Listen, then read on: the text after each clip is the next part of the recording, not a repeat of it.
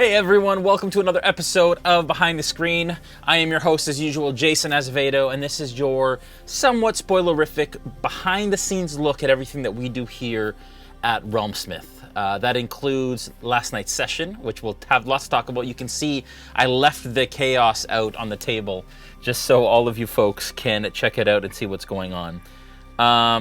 There's lots to talk about, and some interesting things I'd like to announce. First off, of course, as usual, this is Behind the Screen. On Thursday, we have Player's Table with Joel Auger, and that is a player's look behind the scenes. He looks at clips, and I'm sure for this week, there will be lots after last night's episode. It was pretty insane. I'll also give you a bit of a Revelry Recap, which will tell you a bit more about what happened on the Discord this last week leading up into last night's session, which is super exciting. And yeah, next Monday, we will continue the madness. If you have not seen last night's session, make sure that you check it out on YouTube. Actually, I would look at a Twitch. For some reason, our premiere ended early today. I don't understand why, but I'm going to upload the full version tonight after this session so that you guys can check it out on YouTube and catch up on what happened. If you haven't seen it, there will be spoilers tonight about last night's session, so I apologize for that in advance, just letting you know. Anapodian says, "Good day from down under. Oh my god, I'm trying to catch up. The sail has just fallen in front of Syrah. Do I watch Jason now? Oh my god, decisions. I think it's okay to watch because the big reveal has already happened. We're not going to talk about too much past that. I think that will spoil the episode, but we'll see depending on the questions. So that is up to you, kind sir, from down under. Huge announcement tonight. We have a new title sponsor for Behind the Screen. If you remember last week, we did some unboxings of some awesome stuff from Forged Gaming, and I'd like to announce that Forged is now our title sponsor of Behind the Screen. And they will continue to be giving prize support on Behind the Screen to all of you awesome people watching.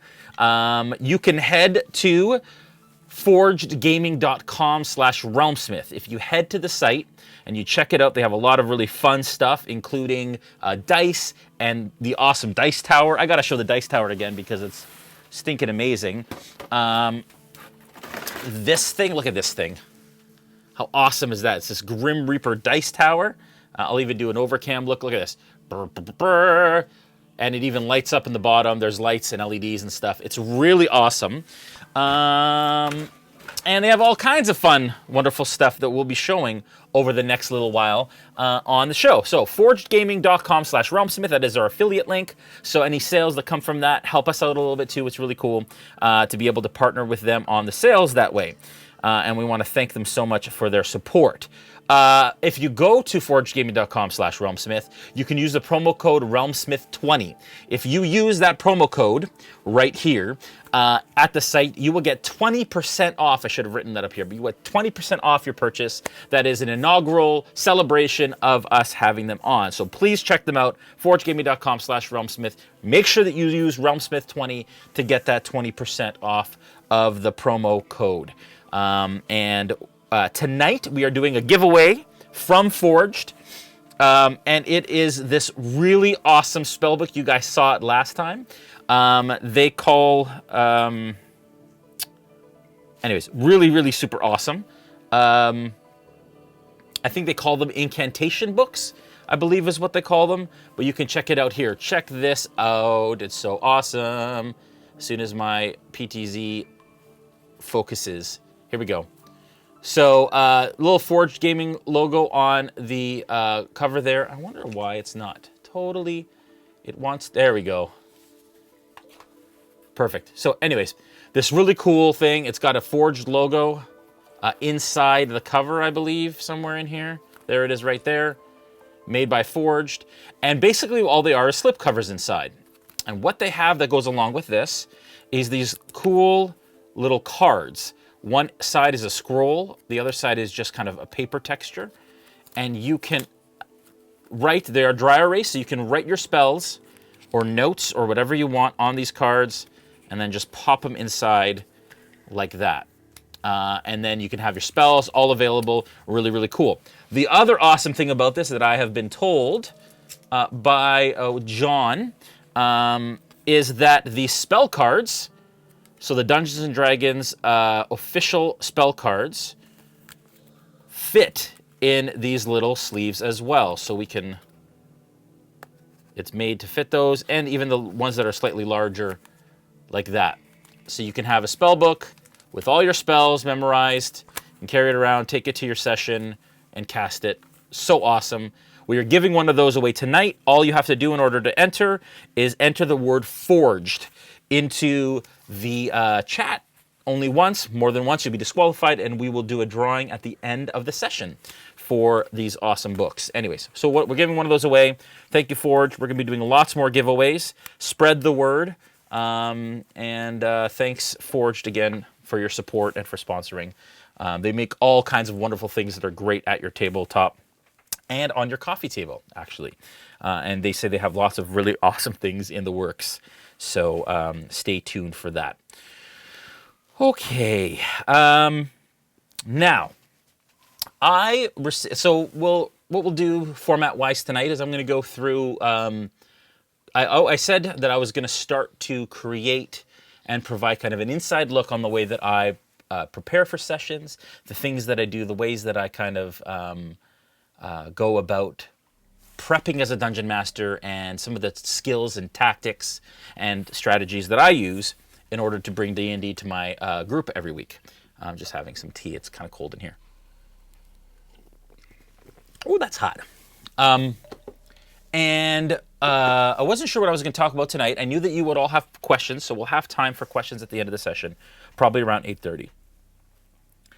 But I got a message today from a concerned viewer that they don't necessarily enjoy the direction the stream is going, where the community and the Discord is trying to kill the party, and that isn't the kind of entertainment that they enjoy, and all of that sort of stuff.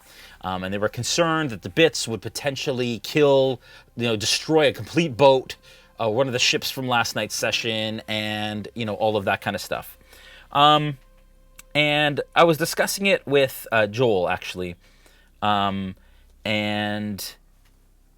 I like to do sanity checks, guys. And when I get messages like that, or certain comments and stuff, I love to do a sanity check. I love to really absorb the stuff. Some of it's true, some of it's not. Some of it's a bit of an over-exaggeration based on what is actually happening. But I really take what you guys think to heart. And so him and I were kind of having a heart-to-heart and discussing it. And he brought up a quote that he said was from Gary Gygax. I didn't get a chance to fact-check it. Maybe you guys can while we're watching. But it was a great quote nonetheless. And that is that he said that danger to your players, it should feel like 70% danger all the time, like most of the time. The majority of your adventure should feel like 70% danger, where really only, in reality, there's 30%. And I think that really rang true to me. And then I was like, you know what? Tonight I'm going to talk a little bit about the illusion, or not the illusion, but creating drama and danger in your adventure without killing your party and TPKing. And as a streamer and as somebody who runs a Dungeons & Dragons stream, this is something that I face every time. And it's funny because we had so many people saying, you're trying to kill the party, I can't believe you do this. But in all of our streams of all time, not one single player character has ever died. Not one. And that's not because I haven't made them die or tried to, or allowed them to die if they make difficult decisions. It's just that, but we get lots of comments about the danger factor or that things aren't balanced, or all of that stuff. And from my perspective, the kind of game that I run at my table, very much so, I want it to feel dangerous, just like a movie.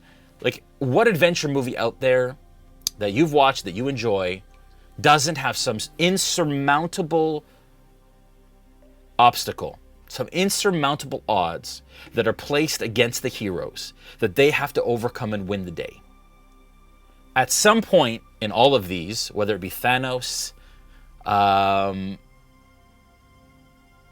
whether it be Sauron, whatever it is, there is something that is provided to the characters that cause them to crap their pants. And they have to kind of stand tall, gather themselves, and do what they have to do. This has happened lots through our sessions and through our campaign. You look at Into the Mist, it happens all the time. Look at the finale, and the odds that they were facing last season. Look at even sitting across the table from Strahd, seemingly in an area, in a world that is inescapable, with no means of winning, potentially. Look at Tides of Wildemount, with the current situation they're in, where they seem to be completely overwhelmed. And and I just saw Muskoka's death retcon there. No, Muskoka didn't die. He came back. And we now have Muskoka still alive and well within our... So I'm talking about final death. I'm talking about a character going away and not getting resurrected and not any of that stuff. There's going to be danger. And frankly, folks, this is where there's a fine line. The fine line for me is this. If I am not out to kill my players, I've said this all the time. I am not out to specifically kill my players. I will not place odds in their way that is designed with the distinct and specific task of killing them. Even seemingly imbalanced, because then I have considered, and you've heard a term called plot armor, and that the idea of that is somewhere in the plot and the narrative, I've protected those players somehow. There's some truth to that, but there should always, I provide a way out, whether it be a way out that I provided Plunkrock last night, and other things that I have as contingencies. And it's funny because the viewers don't see that. The viewers don't see and understand kind of what is going on behind the scenes. And even the players at the table, I've had my players say, we're never going to survive this. This is dumb. I'm out of here. There's no way that we can ever overcome this. And then they do. Because of the things in the back of my mind, in the back of the narrative that I've provided as ways out if they're not able to succeed on their own. But of course, them succeeding on their own is the greatest gift and greatest reward for a player. If they're able to kind of overcome it on their own, like they did last time. Guys, we did it on our own. When they got away off of Broken Bank and their plan worked and all of that stuff. And I put little things in there to kind of push them along on their path. Now, but if a player decides to do something silly, like split the party and go off and climb a tree when everybody else is, significantly further away, there's nothing I can do about that. At that point, I would be a bad DM not to allow those consequences to play out, which is what happened with Muskoka, who still didn't die, and not by my means. Not directly by my means.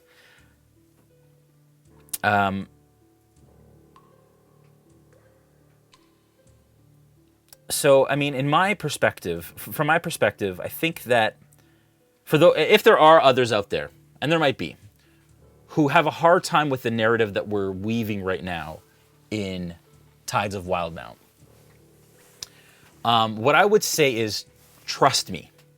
Trust the last 3 years of storytelling that we've done, and trust that we're creating an entertaining narrative and breaking ground. Guys, the other thing too is that we're learning as we go, and we're breaking ground and trailblazing in places no other stream has. Allowing people to affect the stream in real time is scary and dangerous and fun and exciting and groundbreaking. And we're trying to evolve this space, and we're going to make mistakes along the way, but we're going to figure it out. So I just ask that you trust our our process and trust that my number one goal is to make sure my players have fun. And equal to that is making sure that the viewers enjoy what they're watching and that the Discord has fun. And right now, it's a very delicate balance between the Discord winning and the players winning, and them both feeling like they haven't been cheated or have enjoyed their experience and achieved their experience that they want. I wish I could read all these comments because I'd love to, but I hope, again, folks, if you have questions or comments, please write comment in front and then the comment and a question before your question in the chat, and then the Smith Guardians will collect them for me. And so for me, it's all about creating that experience. It's all about creating that insurmountable experience where our heroes can become superheroes. And sometimes it doesn't seem balanced. Sometimes in real life, the odds seem against us. There's nothing we can do to get through this except through grit and determination and problem solving. And last night, we had the highest viewership we've had all season. Last night, the chat was alive like it hasn't been all season. And the players, I talked to Joel, he was like, dude, that is the most fun I've had yet, I think, playing a game yet. And they're in danger. I had Nora call me after and say, Jason, it was incredible. The whole cast had a blast last night. And I think part of that is truly when you seemingly place their fate in the hands of somebody else, just like I did with Yana, then that danger seems a lot more real than me, the DM, who takes it easy on them most times. And that's on purpose. That's to show, guys, there's real danger here. There's real danger in this world.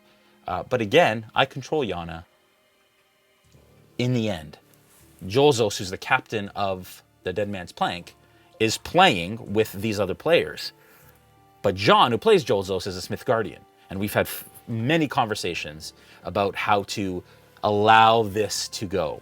And very clearly, I wasn't out to kill any players last night. They have been given strict direction to capture them at all costs. So, so for me, I think that's an incredible thing for a DM to be able to do. Some ways to do that are as follows.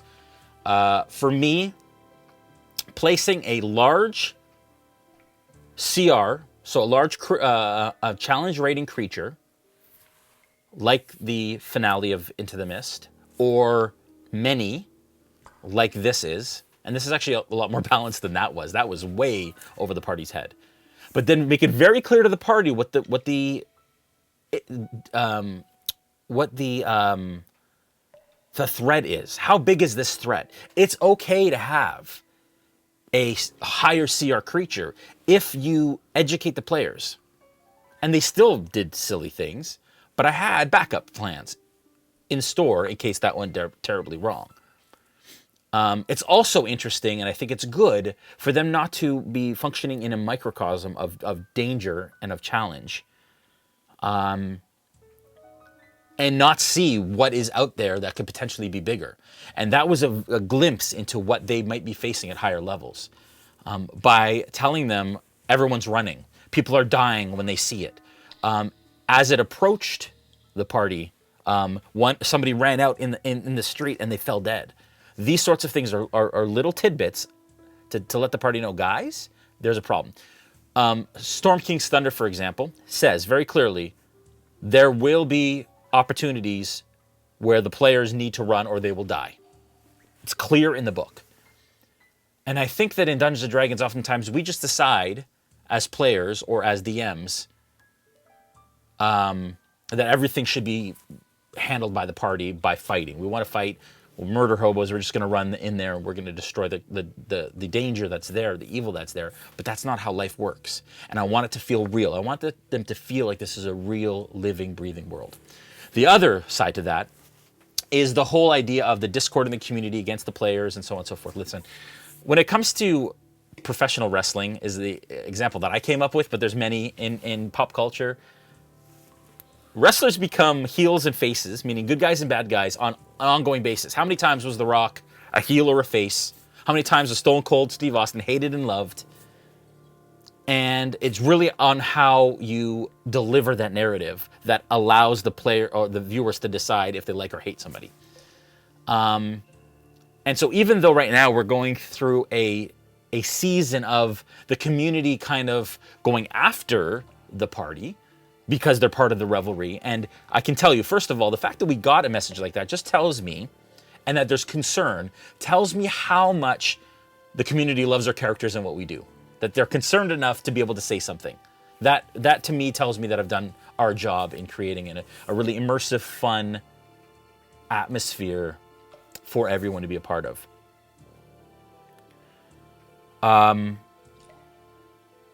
And further to that, Matt Mercer very clearly has said that Wildemount is a place where you never know who the good guys and the bad guys are. Those lines are super blurred. The Clovis Concord are supposed to be the good guys because they're the government, but they do really seedy things too. The Revelry, who are actually the bad guys, are supposed to be the bad guys, kind of, straddle that line a little bit. And I want that feeling to be here too, where you don't know who the bad guys are or the good guys are, just like Buck Liao said actually a couple episodes ago, or even this past episode. And he was talking about what is good or bad, and how do we know what's good or bad? What's good for me may be bad for you. Anyways, I hope that gives first of all, some clarity to why we do what we do. But secondly, and maybe we'll get into more specifics here, but secondly to how to provide danger to a party, but also allow them the ability to, with their own skills and a little bit of help from the DM, overcome seemingly insurmountable odds. I have played Dungeons & Dragons games when you don't feel like you're in danger ever. And that's not fun to me. I want to feel like I'm in danger. And,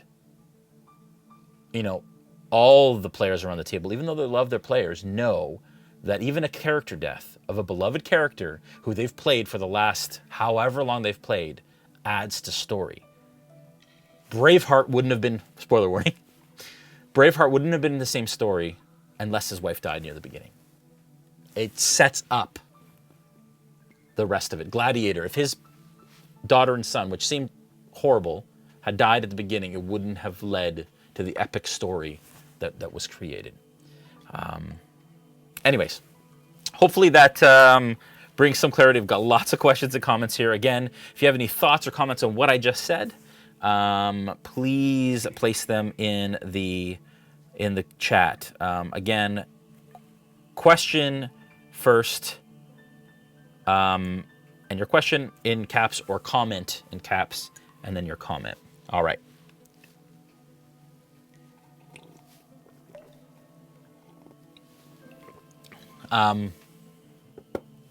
Roman Wolf says, the cast reactions were priceless, a fantastic interaction for them and the Discord. It really was. And folks, can you imagine if some of your other beloved streams, if you could do that, if you could actually play alongside of the people at the table. It's crazy. It's crazy what we do, and it's unheard of, really, and was pretty epic last night, so I really enjoyed it. And you're right, the responses and the reactions were nuts. And even still, like, I talked to Nora afterwards, and she played up, but she loved it. Despite how they reacted, I'm telling you folks, the players loved it.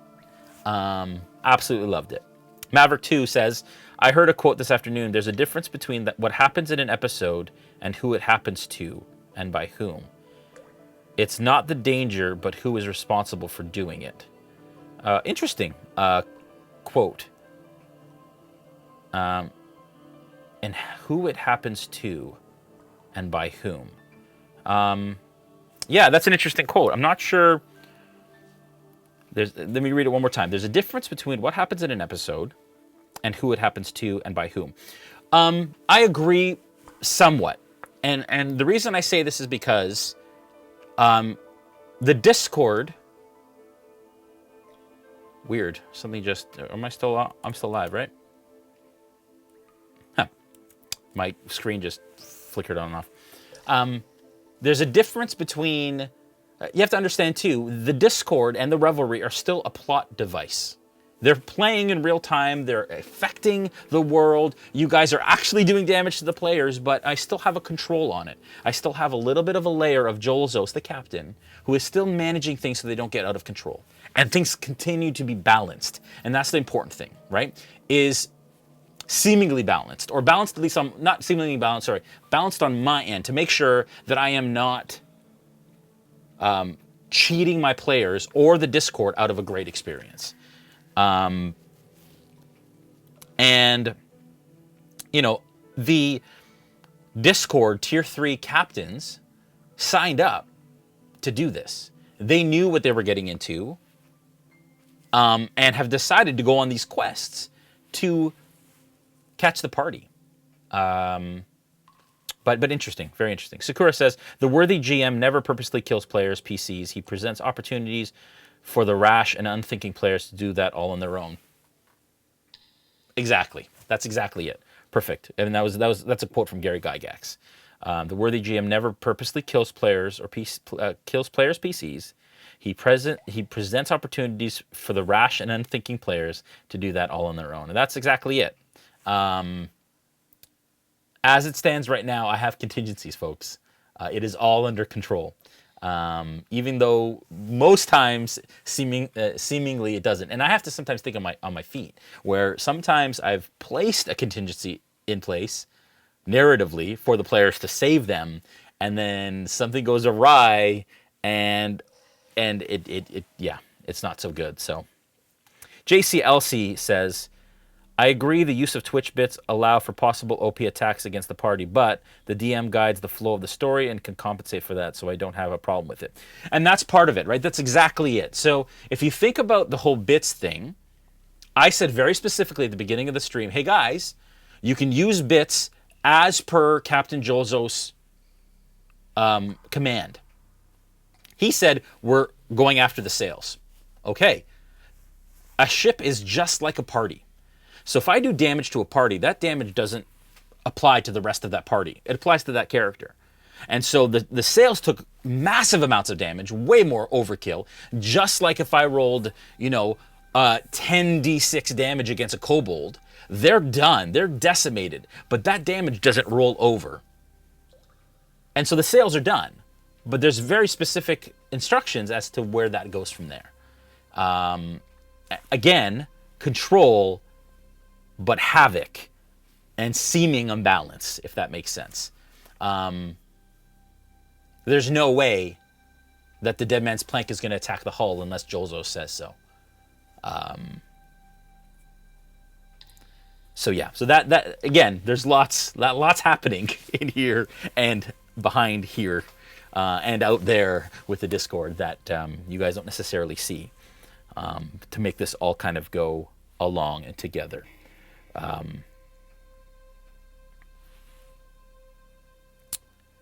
Night Road asks, how anticipated was Gaziel's near death in the Underdark? Failing 2 death saves immediately caught me off guard. Yeah, so in that scenario, that whole scenario was really interesting. So obviously Julian and I spoke very clearly. I told Julian what Yana's intentions were, and we talked about it, we discussed it, we collaborated on it, and we decided that she wanted the Oracle, and that was important. And there was a point where they would retreat. There was a lot of discussion that happened there. Inside baseball, for those of you that are familiar with Wildemount and the way that the Kryn Dynasty work, is that some drow in the Kryn Dynasty are consecuted, and they can get reborn. Their soul is transported when they're close to a beacon into another body. They were too far from that beacon. So that's why when things started to get really bad, Yana was like, we're out, and we got to go.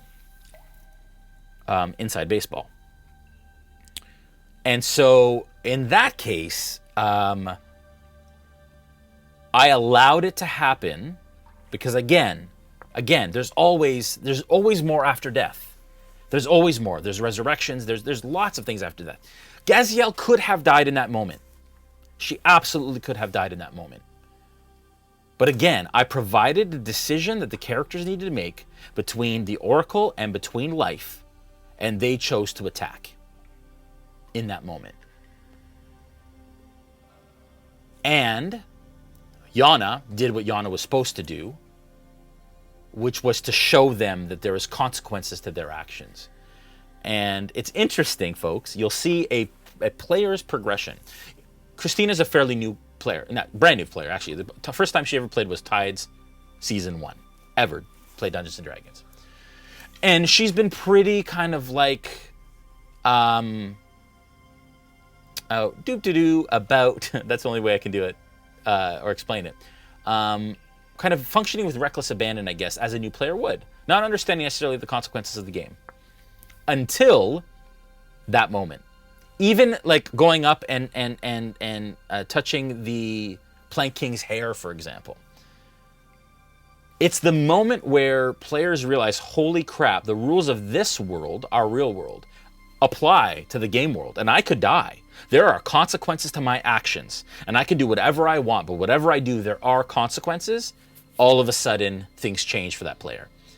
And you'll see that after that moment, that near-death experience in the Underdark for Gaziel, on the boat now, she's playing dead to survive. That player has learnt what it takes to survive in a given circumstance. And it's really interesting. It's so cool to see. Jellyware asks, how much of these encounters are planned versus improvised?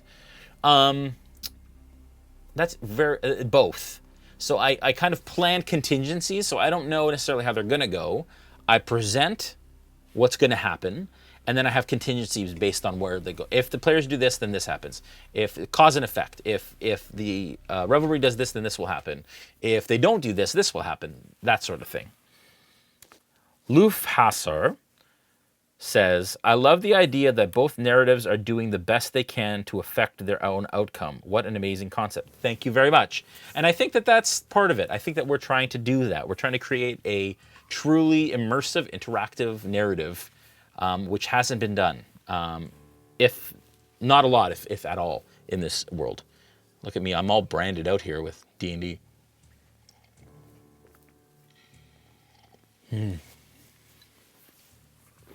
Good tea. Okay. Platt Inford says, it seemed like the Bits attack was a shock to the party in an exciting way. True. Nora in particular seemed to be really into it. I was on the edge of my seat because you just didn't know what was going to happen. It was a fun change of pace. As a Discord player, I was conflicted as to who I should be rooting for. It was great. Totally. Conflict. Not knowing who the good guys and the bad guys are. I mean, this is great. It's exactly what we want. We're building drama in very, integrated ways. Very visceral, I should say, ways. Where now people are invested in their own characters while watching the stream, knowing that whatever happens on the stream affects their characters. It's crazy. It's so good. It's so good. I'm so proud of our team. Comment from Flamebite. Jason, Rumsmith Crew, Rumsmith Cast with Smith Guardians Discord. Everyone is awesome. Such a great job. Thank you, Flamebite. Appreciate that. Kevin Mank says, Yana was out for blood. Yana was. And she should have been. And appearingly so. Mr. Carrot says, will the crew of the Wave Chaser be joining the combat, or would that include too many variables in an already chaotic situation? Great question, Mr. Carrot. Incredible question. This is a big consideration I had last night. And that was, I have combatants, some of them, Heidi, Kajori, and Borth, could all jump in on the combat. And that is something that I still haven't fully, again, contingencies, something that I haven't fully put into place yet, and I don't know if I will, because I wanted the players to feel like they won the day. I don't want the players to feel like I'm always saving them. So we're going to see how it goes, but that's something that I've considered. I think Dave's surprise, this is Finke. I think Dave's surprise made him forget to chronal shift my attack roll. That's a Lenny. So there's a lot of that, right? When you're in that moment, and you have to understand too, folks, they're not fresh. They've only had a short rest. Yeah. If everyone is morally gray, then I would find it a boring world. So true. That's from Lord Coyote 2000. And Apodian D20 says, keeping going what you are doing. You all wear your hearts on your collective sleeves. It is gold. Thank you, Anapodian. That means a lot. April Lynn says, I watched this stream because of your focus on allowing the players and the community to have fun, which you've been very clear about. When I watched last night, I was thinking about all the things that could happen if they got captured or if their ship sank or anything else. There's so much possibility in how you all play, and it is just simply the best. Guys, all the feels. Honestly, all the feels. That's exactly why we do what we do. And that's the thing. And the thing is, I don't even know, folks. Like, I was just talking to Julian last night and saying, like, if they get captured, that is a completely different path than we had them going towards the coast. So that's the great part. I love it. I love that it's always shifting. The narrative's always moving. I don't have a timeline set, folks, from now to the end of the season, for example. That is the truth. I have had an idea, and I have some ideas of some stops, but I haven't even prepared that yet because I don't know what's going to happen here. And what happens here affects what will happen next week. It's very cool.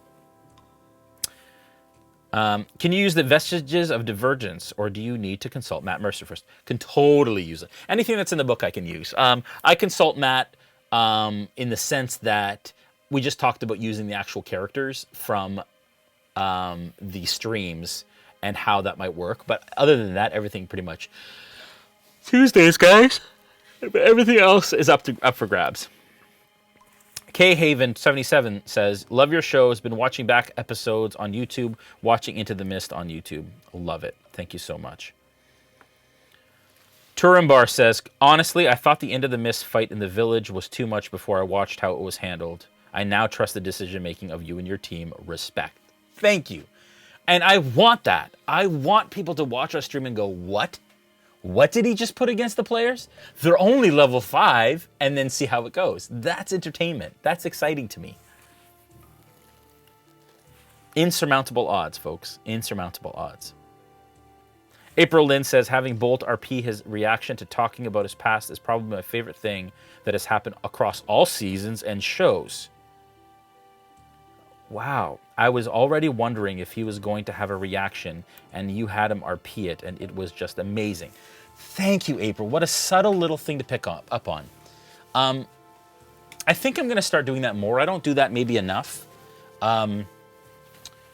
Because, again, you know, a player is tied to their character's background, but doesn't always necessarily have it in their mind. So it is also my job to kind of nudge players and be like, hey, remember this thing that happened to you? This will affect you.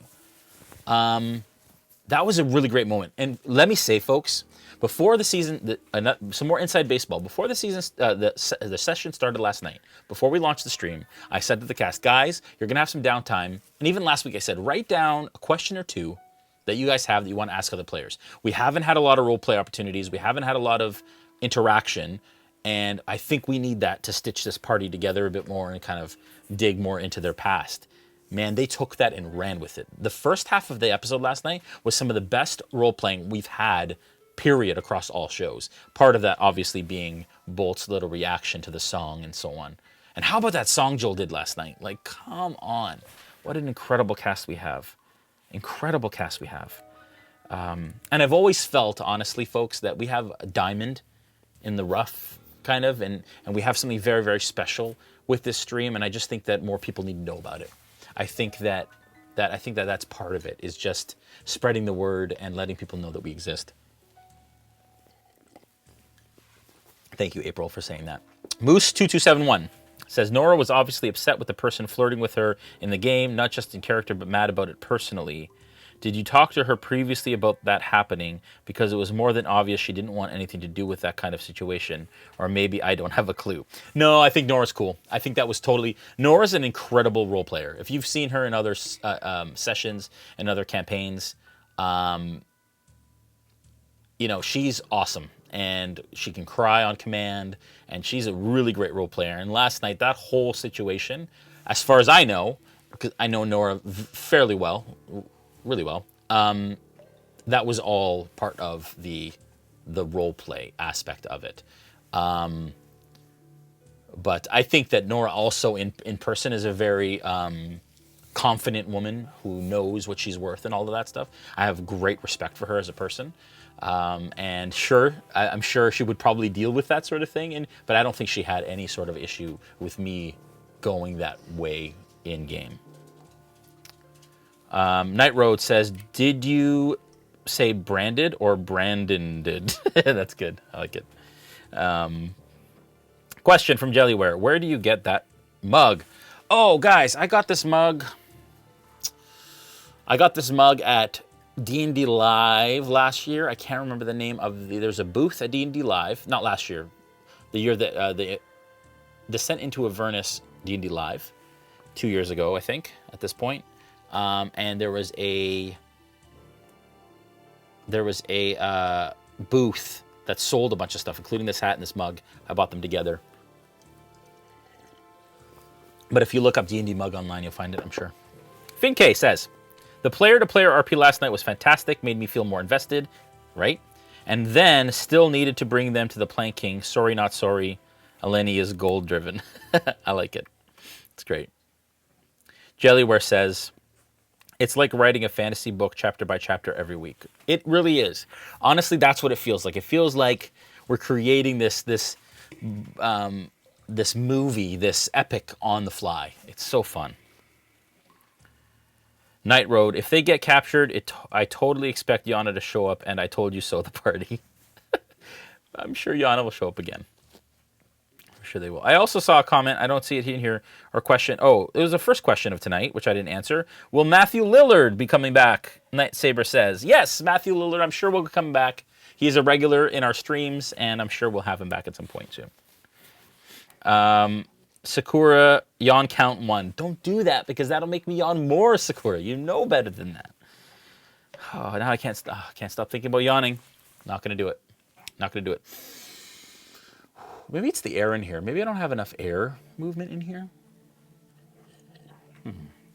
Of course, you can hear Bruno chewing his paws. Bruno, buddy, stop it.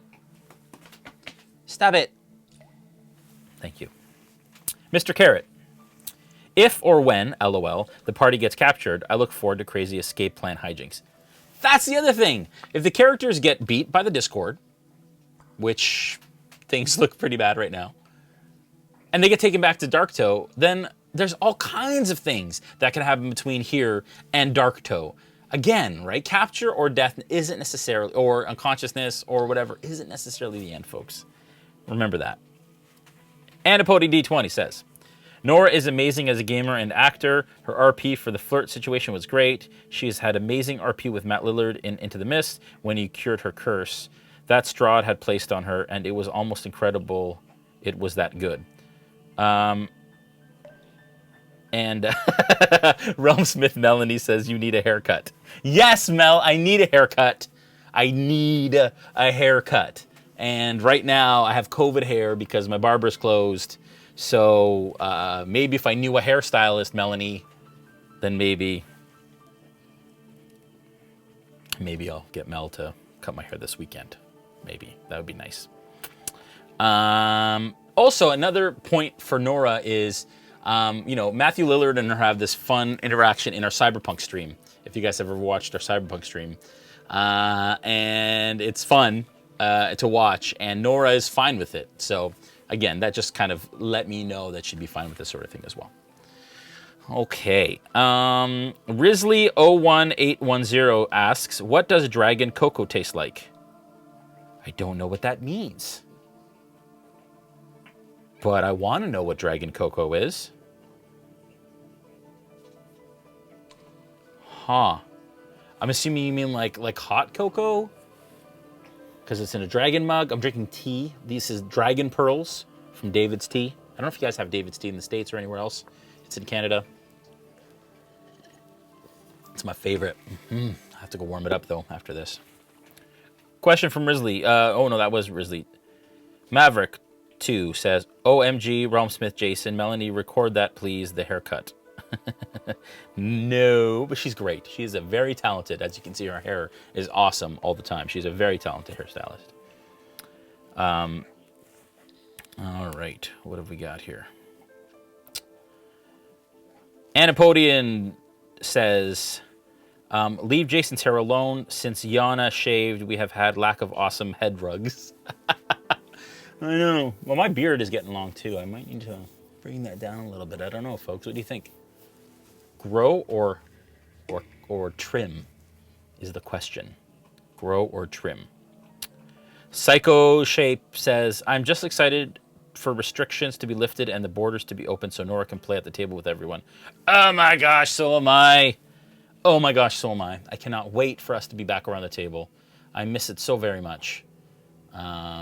So very much. And I just pray and hope that we can do that soon.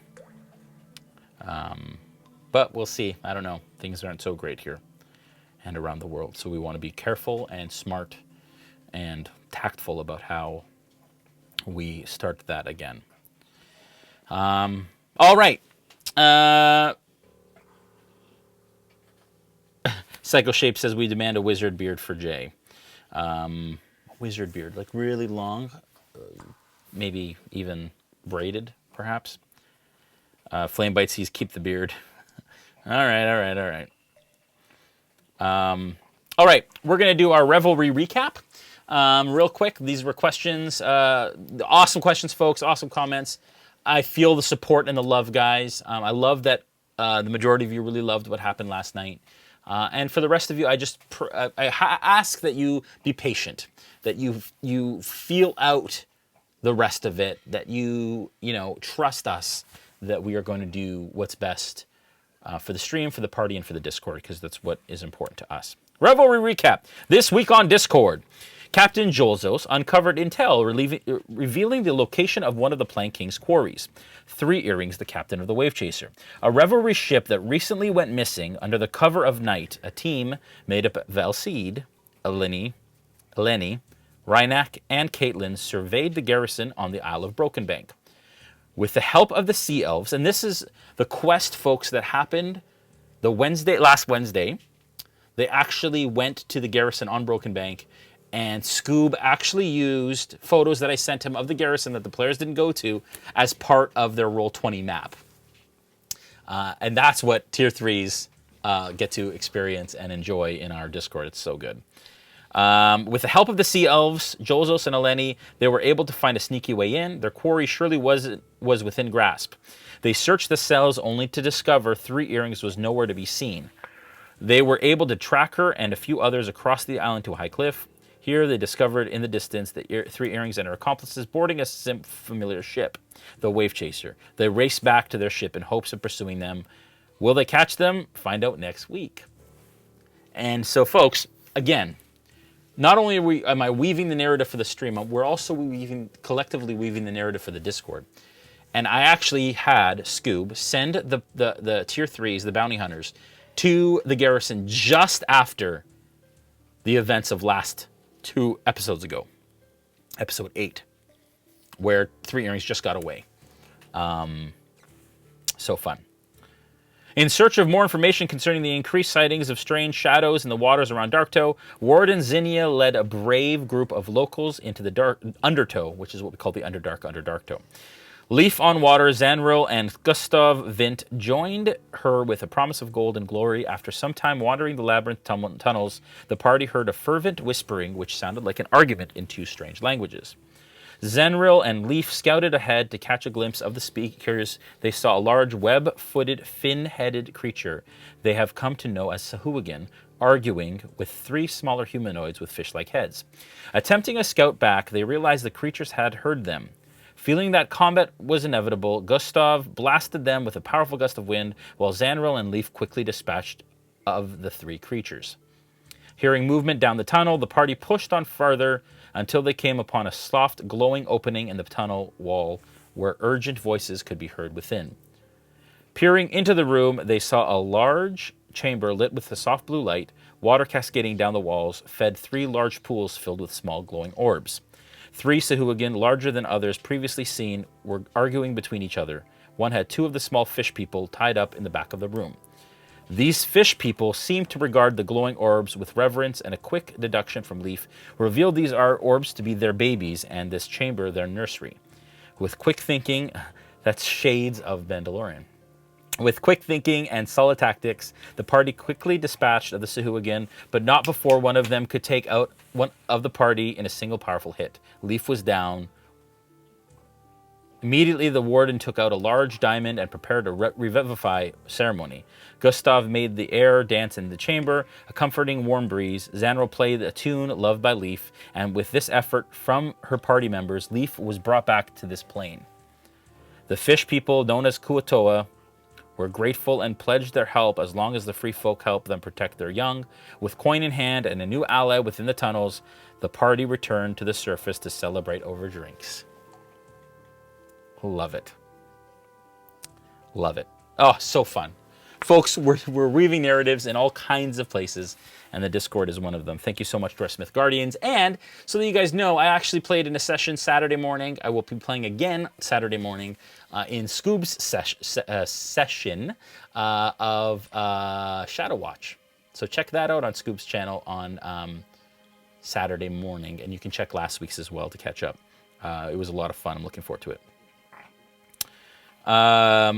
Shatster says you could follow Brandon's lead in the hair department. Last night he looked shiny. Plaid Introvert says if your beard gets too much longer, you're going to look just like my brother, and that may get weird. Hopefully your brother is a dashingly good-looking man. I'm sure he is. Psychoship asks, any plans for a third campaign besides the Tides and Mists, or will you be waiting one of them to finish before moving on to a different campaign? Not sure, actually. We finish up a season, and we're always looking at new opportunities and things. There's no decisions there yet, but not sure yet. Finke says, that was great. Being able to see the actual interior of the garrison was cool. There we go. Folks, thank you so much. As usual, we are going to do the draw right now for the Book of Incantations from forgedgaming.com. Check it out, check it out. So you will be getting this. The cards come with it, and you will also be getting a $20 gift card. I forgot to say that earlier. So the book and a $20 gift card to their website. John Green is the winner. Congratulations, John Green. You have won that. We will get your information. One of the Smith Guardians will get your information. We will send it through to Forged, and they will ship that out to you. Thank you for watching. Again, thank you to Forged for sponsoring and becoming our main title sponsor. We're so excited to have you. We're going to give something big away from Forged on Monday, most likely. So check that out. Thank you, everyone. Thank you for hanging on and enjoying what we do. Don't miss Monday, and Thursday will be fun with Joel. Take care, guys. You guys have a good night.